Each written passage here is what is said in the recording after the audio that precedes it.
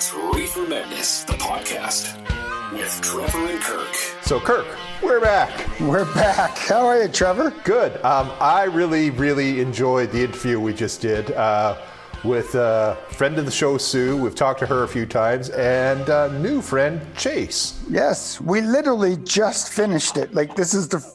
When was the last time we got to voice an episode immediately after it was done? Pre-COVID. Yeah, probably.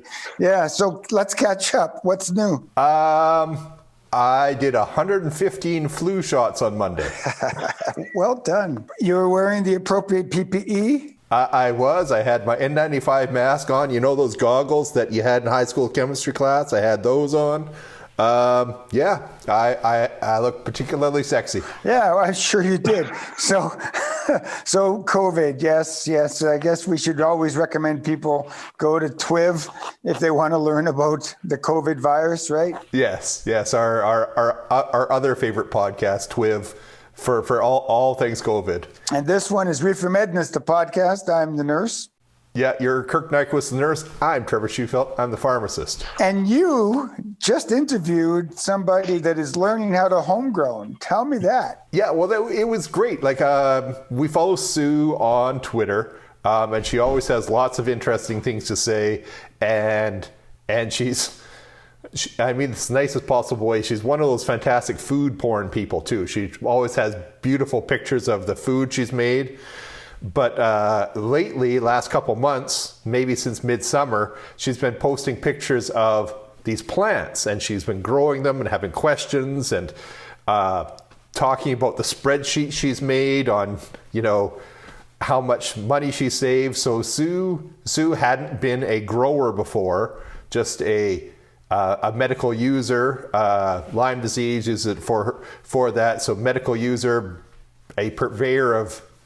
She educates anybody who'll talk to her, but she's turned into a first-time home grower. So there's got to be a lot of people out there. We mentioned this before. In Manitoba, we cannot grow our 4 plants, but outside of Manitoba, even if just from a rec-wise, you go, I need a COVID project. I'd like to grow 4 plants at home.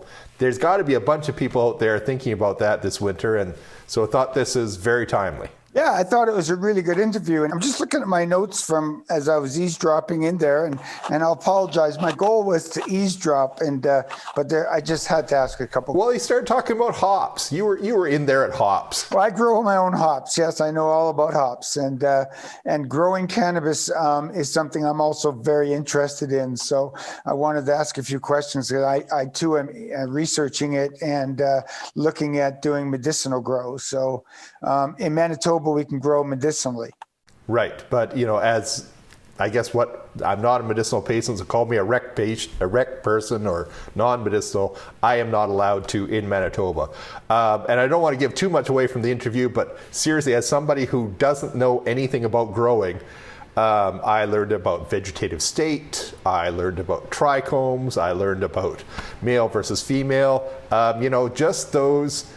Because it's got to be a lot of people out there like me who just don't have a clue about the actual how it goes from being a seed to a bud. And we went through a bunch of that. I like the story that Sue tells. She planted a bunch of seeds because she's interested in watching the plant.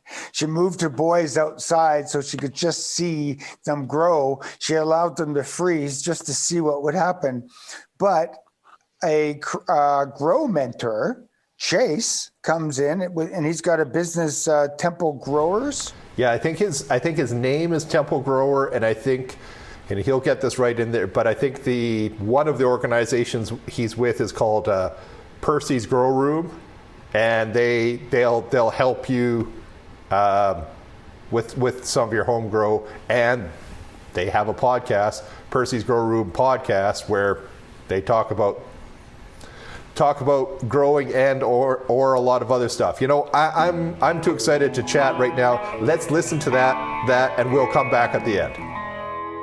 So we have friend of the show back with us, Sue Letwin from Saskatoon. Sue, amongst your many, many other things, including being a Lyme advocate and being a fantastic cook and cook with cannabis, you've decided to start growing your own at home. So tell us, why did you decide to start growing at home? Well, I wanted to save some money. That was the main reason. That's good a reason as any. And I applied to grow with Health Canada, and my first application was lost. I was informed about 8 months after I applied. So then I had to reapply. So was that still called the AMCPR, or is that the new Cannabis Act? It's the new Cannabis Act, and it's quite possible I kind of got caught between the two in the administration because it was right around that time. Okay. All right. So 8-month delay, but you finally got your paperwork in place. Right. How did you start out? Is this inside your house, outside your house?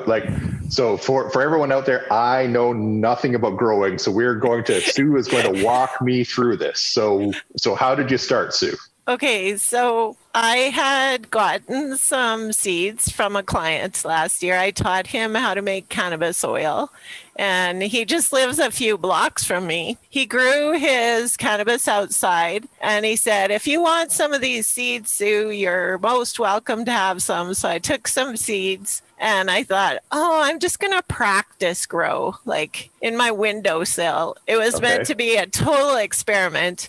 I was still waiting for my license to grow, and the seeds popped, and I started watching them, and I started talking about the fact that I wanted to grow. And I knew Chase was around, on Twitter. I had seen him, but I hadn't really interacted a lot with him.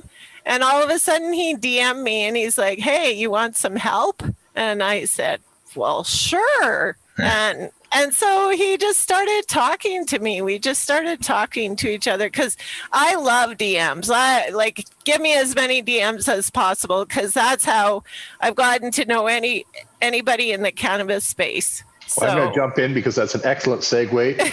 So for a voice no one's heard on our podcast anyway, apparently though on other ones, Chase, how about you introduce yourself and tell people what you do? Sure, that would be great. I guess my name is Chase Boucher. I go by Temple Grower on Twitter and Instagram and all that. And I'm really nothing special. I'm a medical grower that's been growing for about just under, I would say, a decade now.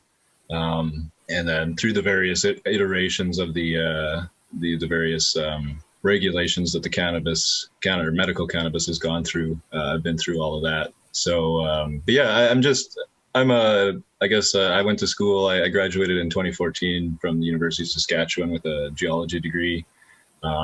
And so I did that for a few years, but I've always had medical issues with my stomach, and cannabis has always been kind of the go-to medicine that I've used thus far for it. So over the years I've just kind of tried to hone my craft, I suppose, in terms of narrowing it down to strains and different things that work for me specifically.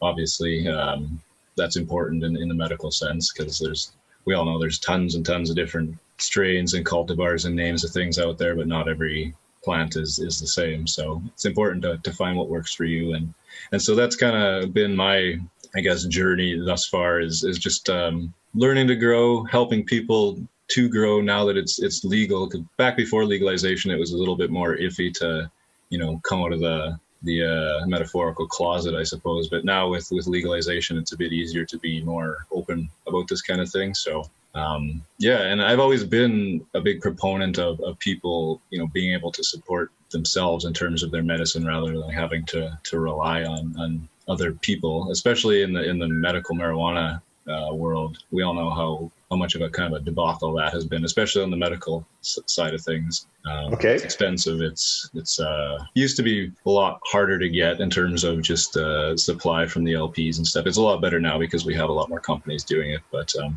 so I've always been a big proponent of not being under the thumb of those kinds of things and producing your own. So. Oh, that's fantastic. Okay, Sue, back to you. So you've had some seeds, like you said, pop on your windowsill. It was just an experiment, really, just to study the plant. I didn't really plan to get medicine out of it. I just wanted to observe the plants. And then when Chase contacted me, we started talking, and well, he says, I mean, he's a genius, I think, in my opinion. I don't know about But maybe it's just because he concentrates on it so much. You know, when you concentrate on learning something, you learn it well. And he's definitely learned it well. And because he's got a scientific background, he really uses that. Like, he uses that to make his super soil for his cannabis, which is part of what he understands. So, and he's taking the master gardener class too. So he got me set up with it. Like, I got a tent and I got everything I needed. So he helped me get everything set up. Okay, Chase, tell us a little. What, you don't have to go give out any trade secrets, but what's super soil? Well, that's a really good question. It's kind of a hot topic these days with the super soil and the living soil. But essentially, it's, in my mind, and the way I like to define it is, it's a soil that has all the nutrients built in. So you're not having to continually feed every day or every week, like with the Miracle Grow type of stuff or with your bottled nutrients. So I pre-mix bone meal, blood meal, basically all the components that the plants need into the soil. Prior to it, you cook it. So you let the microbial activity kind of get activated and start doing what they do best. And after about 3 weeks or so of sitting in a barrel and cooking, the soil is ready to go. And effectively, the way I've designed it, because like I mentioned, I worked as a geologist a few years back, and I was out in the fields for 2 to 3 weeks at a time. So I needed something that my partner, my girlfriend here, could just water, basically, because she's not exactly a green thumb. So basically all you do is water it until you harvest it. So it's a little bit more simple in the sense that it's more complex to make in the beginning, but it's not really complex. But yeah, once you get it made, it's basically just a water only soil. Excellent. Okay, Sue, so you've got formula for super soil. What else is in your sort of starter cannabis setup? What do you have at the beginning? So we have a garden store here called Early's, and like, they're pretty good. Like, they're trying to help like people grow cannabis. So they've got all sorts of supplies in their store, and you can buy tents and different lights and fans separately there, but you can also buy a kit. So okay. I thought, I'm just going to do it simply, first of all. And I bought a kit, and it had a CMH light, which I love. It's like the sun. It's all warm and toasty, and it looks like the sun's in there. So I love spending time down there. So does my dog. Okay. I don't know if you could hear, but that was my dog barking in the background. Yeah, I did. Yeah, he's annoyed he's not getting cookies fast enough. Oh.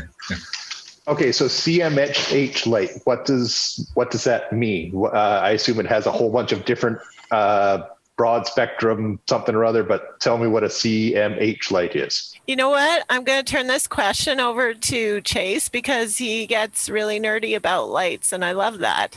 Okay.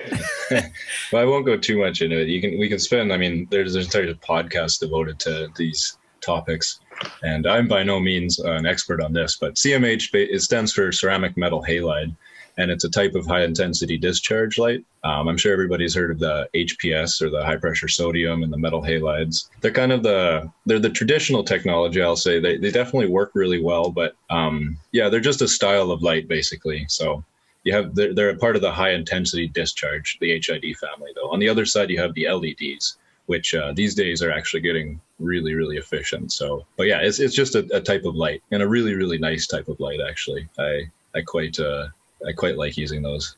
But it was under spec for the 4x4 tent. Okay. Yeah, bit small. So my middle buds actually tested higher. I just had my cannabis tested by one place, so we can get into that later. Sure. Now, and because again, I know almost nothing. So okay, so you've got a tent, you've got lights, you've got soil, a few other bits and pieces in there. How about just help me out with things like male and female? It's a whole plant male, it's a whole plant female. Tell me a little bit about that. So plants can be either male or female, and the males, well, luckily, they express themselves usually a little bit sooner. And my client's seeds, I planted 12. 10 of them turned out to be males. Okay. So I was left with 2 females. And the male plants start to get these little balls on them, or little oval shaped things. Okay. And that's kind of how you tell you have a male. And lots of people were posting pictures on Twitter this year because they were trying to figure out their males from their females. So people on Twitter are really helpful with that, I find. So I was able to identify, like from Chase helping me, and also from Twitter people helping me. And so I called those 10 males and just kept the 2 females growing. And then I also got some seeds from Chase, and started my grow. Now, just do male plants not produce flower, like not produce a bud? Is that why you don't need very many of them, or do you need any of them at all? So the male plants have flowers, and when the flowers open up, they express pollen, and that pollen can go really far, as you'll find out from my testing later. I'm just going to put a picture up on my screen here of a male flower. Okay. Perfect. You can kind of see the difference. They're quite different. They're really handsome, though. I love looking at the males. Beautiful, yeah, but not useful for any sort of, other than breeding. I mean, you don't really need male flowers at all. They just get in the way. There we go. So if you've ever seen a hops flowers in flower, they have the cones, right? But then there's the other, because hops and cannabis are actually quite related in terms of the botanical classification of the plants. They're cousins essentially, and their male flowers look basically identical. It's really cool, but so they pop out like that, and then those little flowers open up and they release their pollen, and the pollen will then float and stick to the stigma, so the little white hairs that you see popping up on the female plants. Okay. And when that happens, that's basically fertilization, and then a seed, the pollen will send its genetic information down the I don't exactly know how it works, but it fertilizes a seed, and then the seed will grow inside of that bract rather than the symptomia with or without seed flower that we're all used to. I think it's the style, Chase. That's what it's called? The stigma is the little things on the style, yeah. Anyway. Okay, no, I'm learning lots, and Kirk hasn't spoke up yet. I can't believe that. Kirk loves hops. I literally have a hops wreath in my house that Kirk made. He makes hops. Oh, nice. He makes hops pillows. He's an old beer brewer from forever ago. Kirk loves hops. Come on, Kirk, guys. something? Hey. Hi, guys. My goal was to be quiet in this interview, but I do have a question. Sue, was it your goal to seed your flowers? Like did you want to grow this crop with seeds? That was a really good question, Kirk. So what I did was I planted some of my males outside just to watch them, and they were pretty, and my bunny ate the leaves, and I used some of the leaves in my cooking. And then I culled them because I had a total of 7 cannabis plants. I think my prescription allows for 25, but I don't use as much cannabis as a lot of people. So I just grew 7, and 2 of them were started before the other 5 seeds that Chase gave me, which all turned out to be females. So that was great. But the plants that I started first got too tall for the tent, basically. And I couldn't get the light right and get the levels right. So I decided to move 2 of the plants outside. And my son was kind of like helping. He's a chemistry student. He's really interested in working at a cannabis lab someday.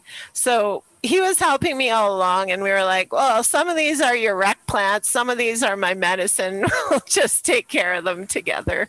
And so I thought, well, if I put 2 plants outside, it doesn't really matter. They can be his rec plants. And they grew really tall, and I decided to plant them in the garden. I took them out of the pots and planted them where our bunnies used to live, where there were just worms, and like that soil is super fertile. And I still fertilize them and put magnesium around them. And they got big, beautiful flowers, and they froze 3 times, but it doesn't matter. People were so worried about their cannabis plants freezing, and maybe it's cultivar specific. Definitely. But mine did great, and I got lots of flowers. Okay, so let's go. So we'll go back to Sue. Sue, you culled your males. You've got a couple females. You got more females from Chase. So the females that you've got, are they now? Did you do a lot of it still in the tent, or did your females ever end up outside too? So 2 of the females that I started at first ended up outside in the dirt in the garden, and the other 5 stayed in the tent. And how long does this take, sort of from seed to usable plant? Well, don't ask me, because I let my plants veg way too long. Okay, help me. I've heard that term, let your plants veg. What does that mean? So you need to let them grow a little bit before you change up the light cycle. Well, Chase can add to that, because he doesn't always do that. Sometimes he starts 12-12 right away. But like normally you would let them go for about 6 weeks, let them grow for about 6 weeks, and then you can switch to 12-12, and then they'll start flowering. Yeah, vegetative growth essentially means it's just the plant, when the plant is vigorously growing but not producing flowers. So it's just growing indefinitely. It's kind of the same as not quite the same, but in regular horticultural gardening, you have your tomato varieties of determinate versus indeterminate.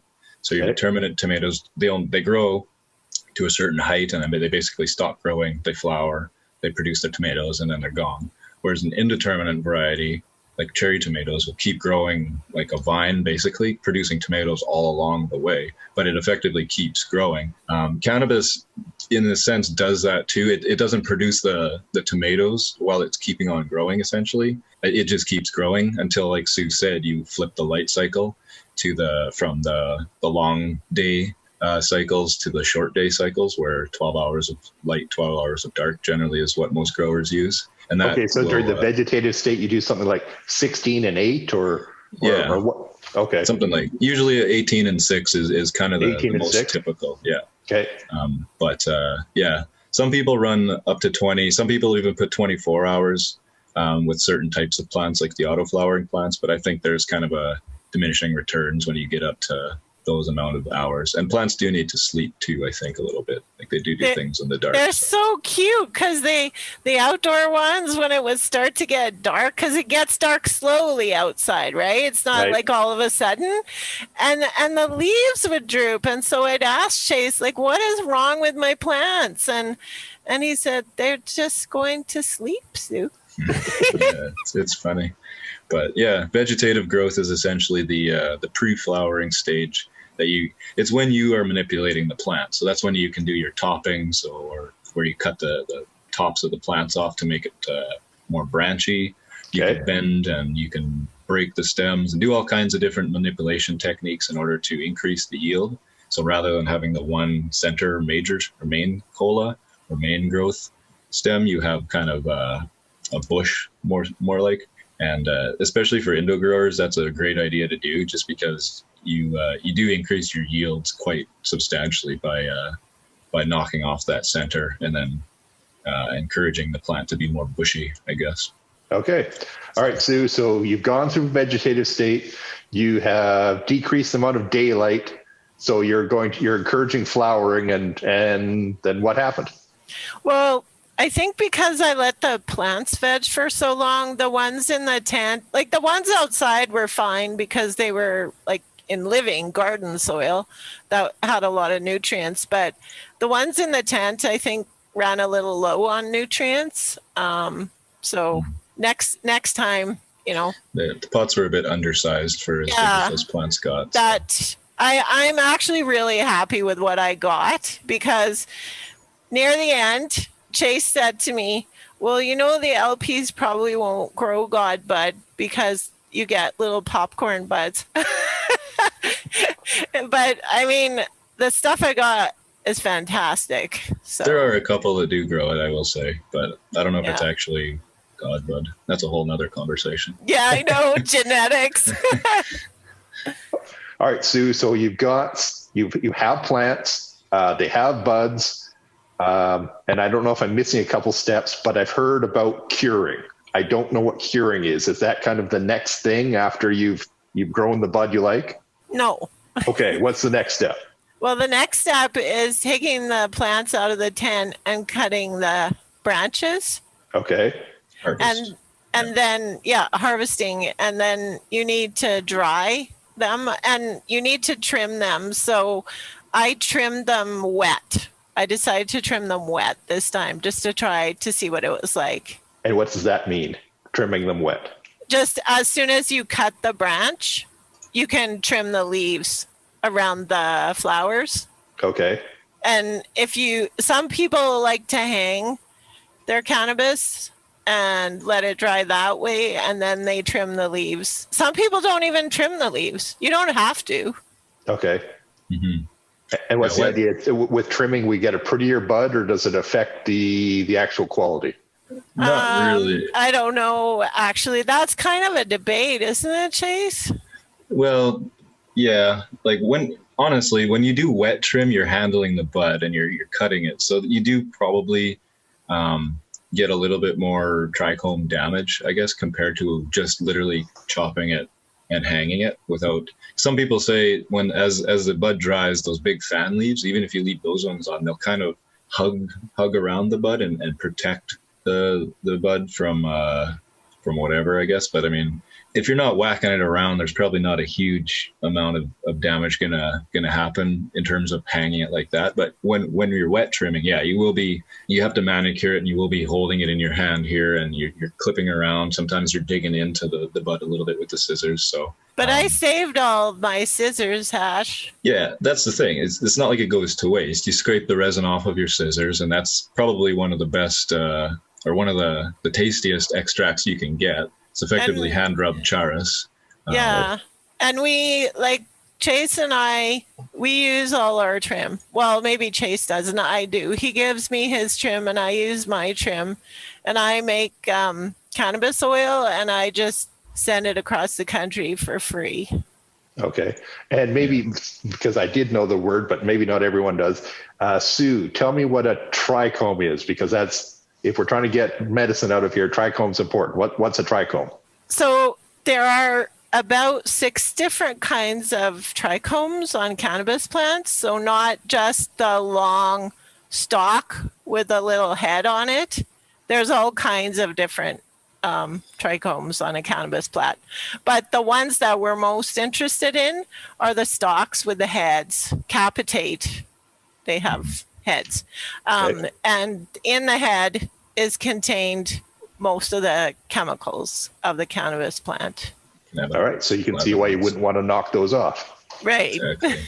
It's really important. And that's one of the things about, weed that's been across the country kind of 4 different times. As it whacks around, those little heads get knocked off and you're losing a lot of medicine. So fresh weed, cannabis, sorry. No. It's really, really important. Like, I've been talking about this. It's like when you grow your own cannabis, your mind will be blown.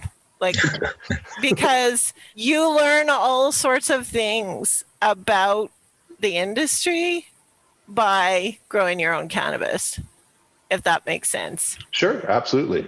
I'm sure, Kirk, I can't believe you don't have questions at this point. He's laughing. I can see him. He's giggling in the corner. I'm going to let Kirk throw in a couple before we ask a few more. I'm chomping at the bit. Chase, I have a question. Sure. Master grower, when do you decide to harvest? When do you know the flower's ready? Right. That's a good question. A lot of people say when the little stigmas start kind of to turn orange, but I don't really find that as a super accurate way of telling. I have a microscope.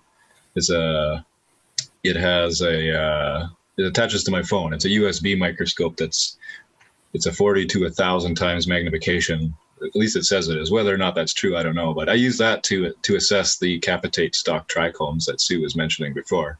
And as the flowers mature, they usually turn from right when they first form, they're clear in the heads. And as they mature, they go from a clear color to more of a cloudy color, and then from a cloudy to more of an amber type color. They get stoned. Yeah. And I mean, the anecdotal, I guess, explanation of that is as it progresses from that clear to cloudy to amber, you get more of a sedation effect as it gets more mature. So you can kind of titrate the effects you like.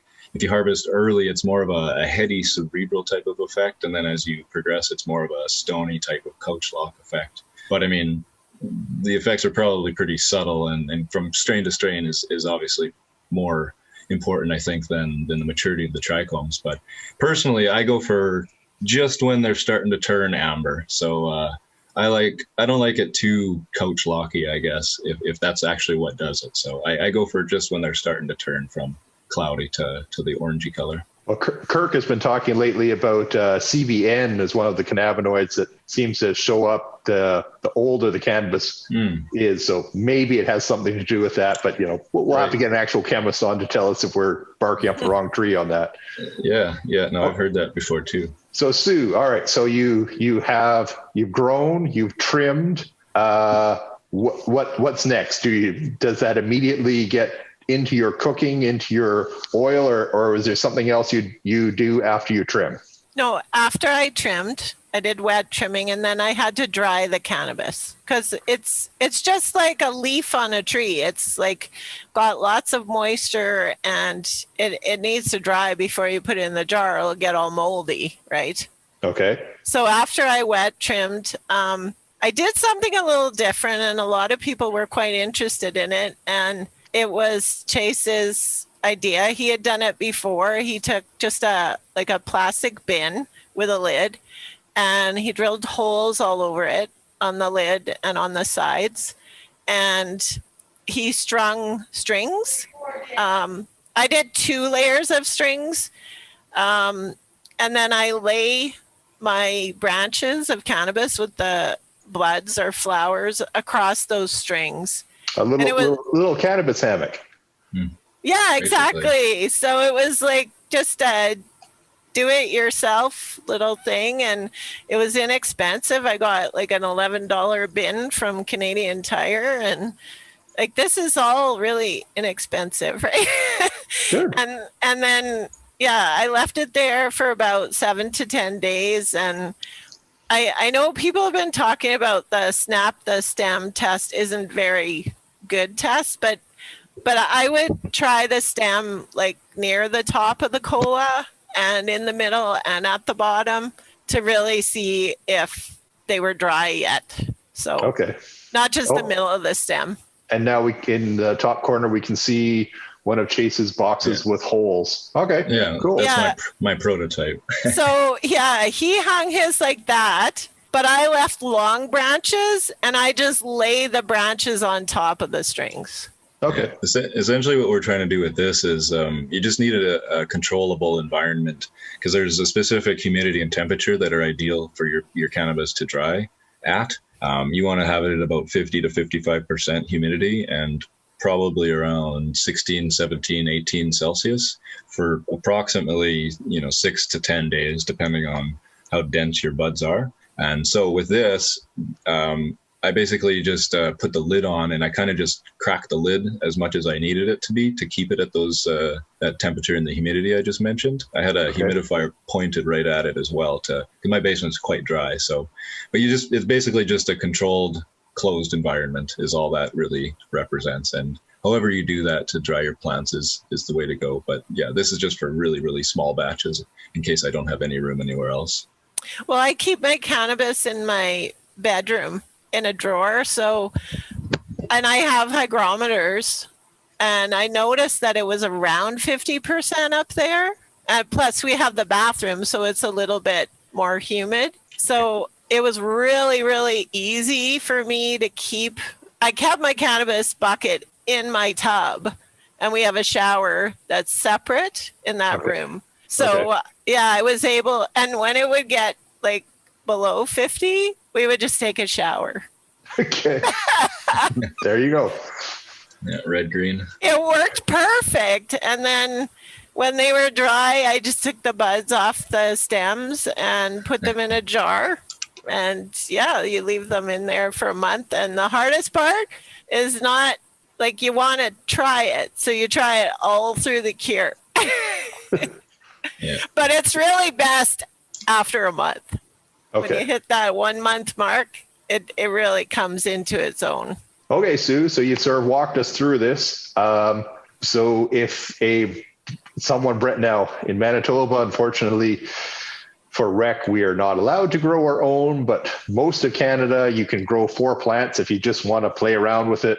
If someone says, I need a COVID project, I want to grow my 4 plants at home. Do you think it's worthwhile? Do you have, a top 2 or 3 tips for them to just get started on? What would you say to someone who says, between now and 2021, I want to have 4 of my own plants growing in my basement? So there's different ways that people grow. I mean, there's the super soil, and people use cocoa and hydro. There's all different methods. So I guess, first of all, you have to decide how you want to grow. So that would be the first step. But Chase also has an 1.5-hour presentation on growing 4 plants. Okay. Well, I was going to, we'll mention it now. Both of you guys actually have some really good stuff for the community. We've got lots. Yeah, I was going to say, Sue, do you want to talk about Indicapable or the Library of Cannabis or some of the presentations? What do you want to plug today? Well, I'll plug it all shortly, but okay. I'm turning Indicapable into more of a donation platform. I did that this week because, I mean, people in the industry aren't getting paid. And Chase and I had this talk, like we both want to be kind of educators, and like he wants to help people grow, and I want to just educate generally and help people learn how to cook with cannabis. But there aren't that many people yet who are like into cannabis. A lot of people still drink a lot. But I think it'll change. I think we'll get, a much bigger population for cannabis when people really see the difference and how much healthier cannabis is than alcohol. Alcohol's not healthy anyway. Growing too, there's, like I moderate on a website called percysgrowroom.com, and it's basically just volunteer grow help is what we do. We're a personal, Percy stands for personal, and it's just a place online where you can come there. We have all kinds of articles and information that are there that we've all written, people like me and other guys like myself, for free, about all the questions you've just asked. And you sign up, and basically you can ask people like myself questions and post pictures of your grows, and we'll help you Q&A stuff. But we're one of many forums, and there are many videos on YouTube and all kinds of books out there and information. There's so much information. It almost seems like it's too much for some people as growers. It is. And so even basic cannabis knowledge is too much for people. Yeah. But don't overthink things. And really it's not rocket science. It's effectively it's specialized horticulture, and we've been doing horticulture for a long time. That's kind of my point, is as like with my super soil, for example, I stay away from all the fancy labeled bottled nutrients and all that stuff, just because we've been using the stuff that I use for millennia, so it probably works, right? And why would we all of a sudden sounds like it's change? got a good track record. Yeah, and cannabis industry is interesting that it's the only industry that really uses all those fancy bottled newts that are $100 a bottle, and all this stuff. So I don't know. I like to just, be aware of what you're actually doing. It is just a plant. It is a very special plant, but it is effectively just a plant. And do your research, but don't worry too much about how much there is out there, because you could read until you die, I think. And then it's a fun plant. It's meant to be fun. Yeah. So guys, that's been really good. Chase, you talked a little bit about Percy's Grow Room. There was also a podcast you were involved with. Do you want to talk about that a little bit? Sure. Yeah. It's the Percy's Grow Room podcast. It's called High on Homegrown, and we broadcast live every Sunday. And yeah, we're an international panel of there's 5 mods that are on the panel, and we do, it's a structured show, I guess. We do cannabis news, we do grower question and answer, we do a little bit of famous stoner history of people, like famous activists or other people that have been around the industry for a long time, strain history and stuff like that. The big part though is our interviews, and we do lots of interesting interviews with a lot of interesting people. We've had Jorge Cervantes, where Ed Rosenthal's coming up. Frenchie Cannoli's been on. Tommy Chong. Dr. Grinspoon was really Peter good. Grinspoon. I'm sure I'm missing. I know Danny Danko. I'm missing lots, and I apologize for that. But yeah, it's a good show because it's a general show. It's not. We don't get too much into the science. None of us are, scientists that have actually studied this stuff. So it's a little. You get more into the politics and the medical side. We're just like everybody else kind of thing. We're not experts or anything. So we try and keep it, light and easy, but also, try and help and encourage the home grow world, because like I say, it's really important for people to realize that it isn't rocket science. You don't need to, like I said, be under the thumb of these companies that they're producing good stuff. Don't get me wrong, but it's not really their fault that it's expensive, but nobody likes to pay this much for the medicine that we've all been paying less for over the years. And we all know, and once you grow, you really do know that it doesn't cost much. It's a bit of an investment in the beginning, but it's very much worth it. Not only the medicine you get, but the experience that you get with it as well. You don't need so much to look at all the terpene profiles that the LPs have and the cannabinoid profiles, because it just works. When you use it fresh, it just works better.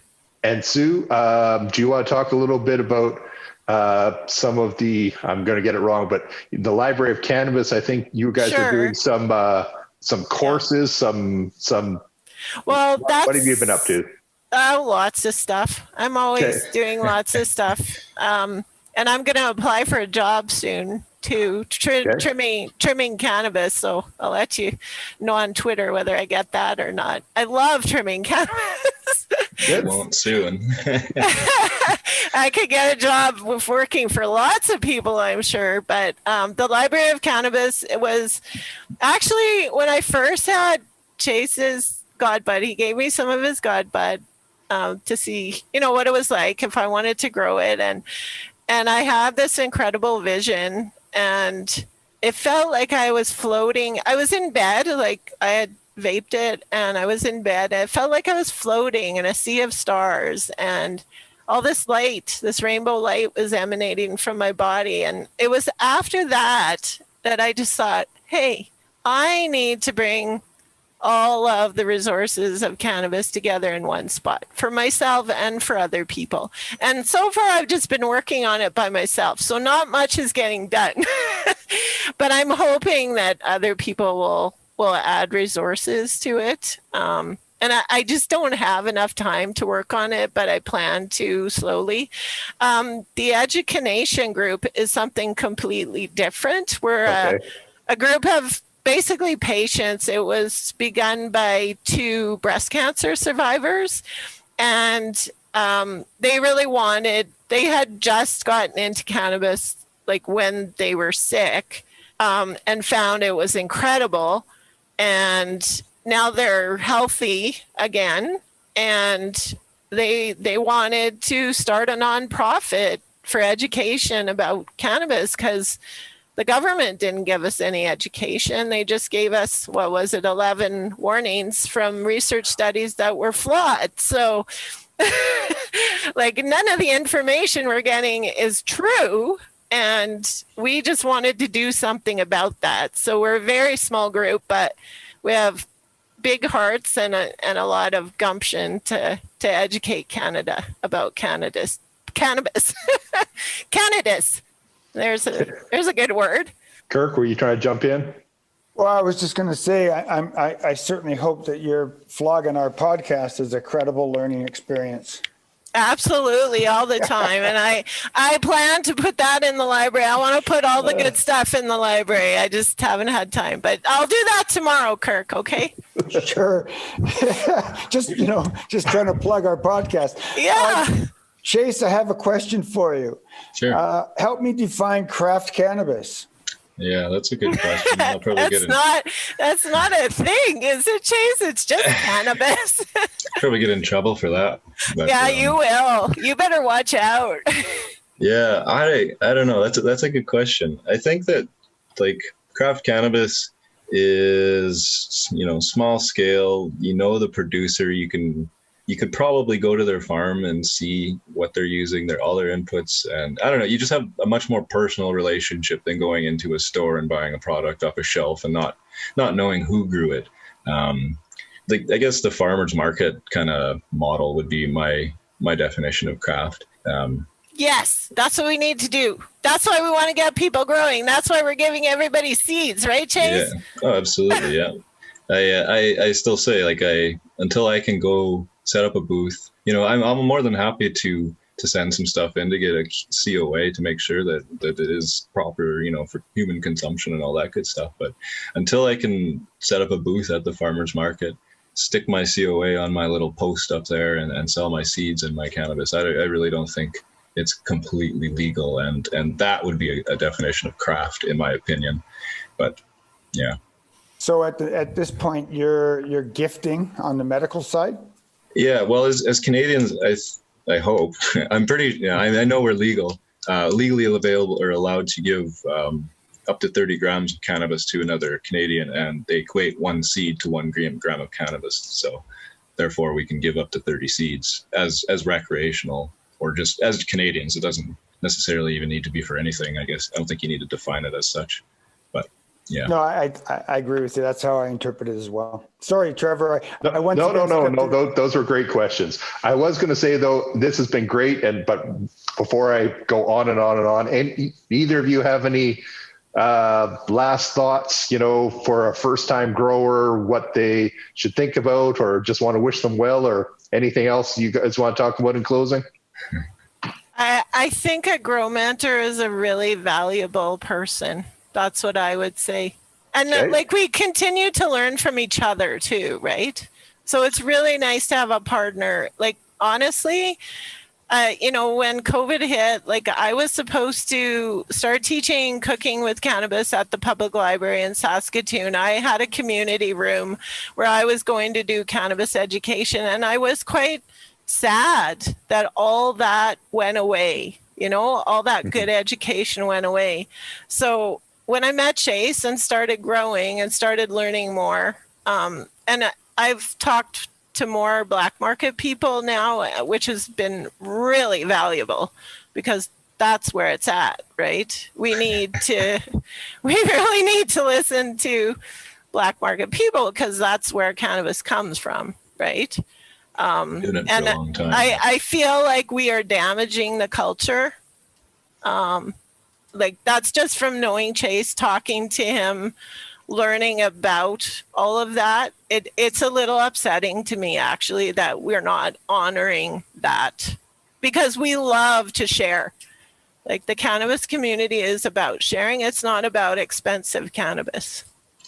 Keep in mind, I'm a bitter medical patient, so salt, But I mean, it's made as medicine. It's super medicine. So, it should be a lot more accessible and a lot more affordable. I agree. I think that's a good end. Chase, any last words? No, I'll say if you do decide to start growing, just don't overthink it. There's a lot of info out there, but it's not rocket science. So I'm glad to There's help. lots of help out there. Yeah. Don't be afraid to ask. There are some jerks. There always will be, but for the most part, the Canna community is very embracing and helpful, and we're all willing to help each other out because we're all in this together. So, Kirk, that was a nice chat. Happens to be a Thursday night. That was a really nice Thursday evening chat. Yeah, it was. I enjoyed that. I like the fact that this is the second grower we've met, and medicinal grower that uses soil. Yeah. So Sue uses soil because Chase uses soil, but Chase has been doing a lot of research for, I think he said, more than a decade now, and he is very, very pro soil. I'm sure, and maybe we'll get one on a little later on. I'm sure there's a lot of good things that can be said by people who love hydroponics and how well they can control what's going in and out. But from what Chase is saying, it sounds like soil is, once you sort of get the setup, soil is fairly easy. Yeah, no, it was interesting because I wanted to ask the question about probiotics versus worms, because when we were talking to the Green Beaver in season 2, episode 8, we learned about probiotic soil, and they also make their own soil. And just to give Sue her dues, she was episode 31, where we interviewed her the first time. So, so again, soil comes into play. So I wonder how many home growers use soil opposed to hydro or using coconut, as they say. Because when we met with Delta 9, did they not say that they used the coconut? I'm losing track of who used what, but we've definitely talked to growers who use hydroponics because they have more control. And I'm going to segue into my cannabis stories. There's got to be some people out there right now who love hydroponics, or others who hate hydroponics, or love soil, hate soil. Record a voice memo on your phone. Tell us why you hate your grow medium, and it'll be a My Cannabis story because we need some of those. I think this was a really good episode, Trevor. I think we need to keep track of the Chase in regards to learning more about growing. There is lots of questions not asked, but one not answered, I guess. But what I liked about it is that it sounds like it's a simple thing. You just throw a couple seeds and you put it through a veg cycle, and 18 to 6, and when they start to form flowers, I now know what a veg cycle is. I didn't before.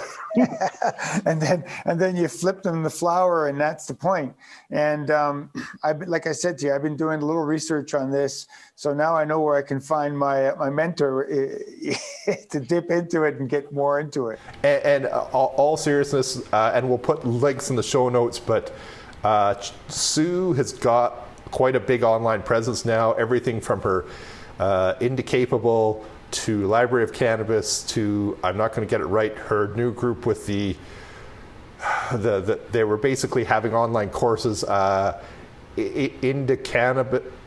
It's mentioned together, education in cannabis, and I'm not saying it right, but we'll get all those links. And then Chase has Percy's Grow Room and the Percy's Grow Room podcast. We'll get all that in the show notes. So if any of what they said interested you, we'll be able to have the links there. Yeah, do that.